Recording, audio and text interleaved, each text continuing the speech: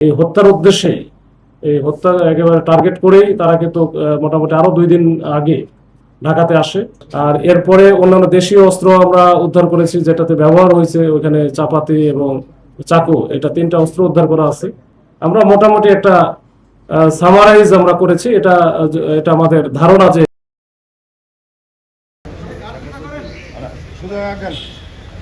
কেন্দ্রীয় শহীদ মিনারে রাকিবুল ইসলাম রাকিব নামে একজনকে গুলি এবং এলোপাথারি কুপিয়ে যে হত্যা করা হয়, এই হত্যাকাণ্ডে সাথে যারা সম্পৃক্ত ছিল তাদের ব্যাপারে আমাদের যে আমরা 5 জনকে ধরেছি এবং সেই সাথে একটা বিদেশি পিস্তল আমরা উদ্ধার করেছি। গত 15 তারিখে রাত্র আনুমানিক 9 ঘটিকার দিকে কেন্দ্রীয় শহীদ মিনারে রাকিবুল ইসলাম রাকিব টিকটক করে এবং সে বোরহানুদ্দিন কলেজের স্টুডেন্টও বটে। তো সে যখন তার মোটরসাইকেল এসে পার করে উপরের দিকে মানে বেদের দিকে যাচ্ছিল, তখনই কিন্তু এই ঘটনা ঘটে। আমরা সিসি ক্যামেরা ফুটেজ পর্যালোচনা করে দেখেছি যে এখানে মোটামুটি 3 থেকে 4 জনের মতো ছিল যারা এই হত্যাকাণ্ডে সরাসরি অংশগ্রহণ করেছে। তো পরবর্তীতে আমরা যেহেতু ওইখানে গুলির ঘটনা ঘটে এবং পরবর্তীতে গুলি করার পরে যখন সে রাকিব পড়ে যাওয়ার পরে দুইজনের মধ্যে দেখলাম যে চাপাতি এবং চাকু দিয়ে এলোপাথারি কুপায়। তো কুপিয়ে তখন যখন তারা পালিয়ে যেতে থাকে, তখন একজন রাফিন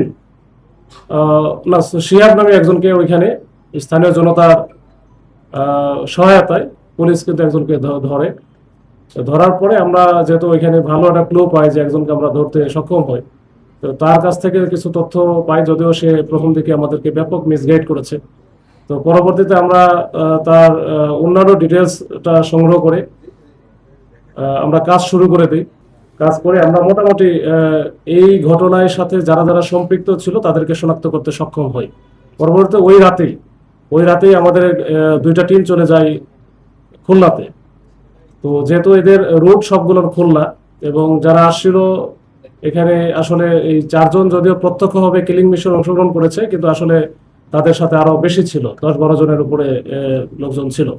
তারা খুলনা থেকে এই হত্যার উদ্দেশ্যে এই হত্যা একেবারে টার্গেট করেই তারা কিন্তু মোটামুটি আরো 2 দিন আগে ঢাকাতে আসে। আমরা ওইটা সূত্র ধরে 2টা টিম যে খুলনায় গেল, একটা আমাদের টিম থানার টিম আর একটা সিটিডিসির টিম, এই 2টা টিম একত্রে কাজ করে আমরা খুলনা থেকে শিহাবের দেওয়া তথ্য এবং অন্যান্য আমাদের যে তথ্য প্রযুক্তি বিশ্লেষণ করে আরো যে 2 জন কিলিং মিশনে সরাসরি অংশগ্রহণ করেছিল, এটা হচ্ছে রাফিন আর শাহরান নাজিম জয়, এই 2 জনকে আমরা খুলনার লবণচর এলাকা থেকে আমরা কিন্তু গ্রেপ্তার করি। আমরা মোট 4 জনকে আমরা আসলে ওই সময় গ্রেপ্তার করতে সক্ষম হই। পরবর্তীতে তাদের জিজ্ঞাসাবাদে পরে দেখা যায় যে এদেরকে যারা রিক্রুট করেছে বা যারা ভাড়ায় নিয়ে আসছে এবং যারা মূলত কোঅর্ডিনেট করছে, এই 2-3 জনের নাম পাওয়া যায়। এর মধ্যে একজন ছিল সালাউদ্দিন ওরফে সাকা।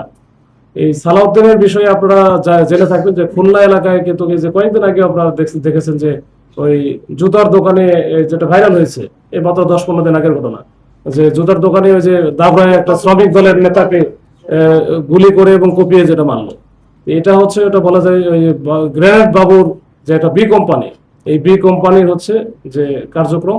এবং এরা কিন্তু এখন আমরা যাকে ধরেছি, যার কাছ থেকে পিস্তল সহ উদ্ধার করেছি, এটা গোপালগঞ্জের কাশিয়ানী থেকে, সেও দুর্ধর্ষ সন্ত্রাসী। আর এরপরে অন্যান্য দেশীয় অস্ত্র আমরা উদ্ধার করেছি, যেটাতে ব্যবহার হয়েছে ওইখানে চাপাতি এবং চাকু, এটা 3টা অস্ত্র উদ্ধার করা আছে। আমরা মোটামুটি একটা সামারাইজ আমরা করেছি। এটা আমাদের ধারণা যে এই ঘটনা ঘটেছে একটা নারী ঘটিত বিষয়কে কেন্দ্র করে। বিশেষ করে টিকটকার রাকিব অনেক মেয়ের সাথেই তাদের একটা যোগাযোগ বা সম্পর্ক ছিল, তাদের অনেক বড় ফ্রেন্ড সার্কেল।